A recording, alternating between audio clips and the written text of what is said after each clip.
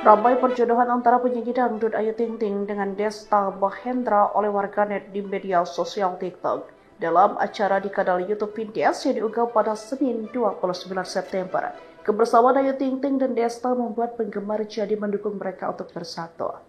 Percakapan tersebut dimulai ketika Desta Mahendra mengungkapkan keinginannya untuk berkunjung ke rumah Ayu Ting Ting dan bertemu dengan ibunya, yakni Umi Kalsum.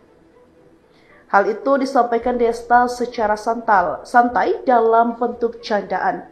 "Kapan yuk gue ketemu sama nyokap?" ucap Desta.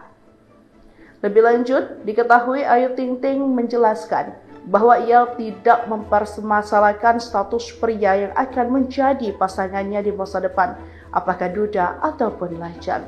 Meskipun postingan itu hanya untuk mempromosikan video podcast terbaru mereka di YouTube Vindes, namun tetap saja banjir komentar yang menganggap Ayu dan Desta cocok.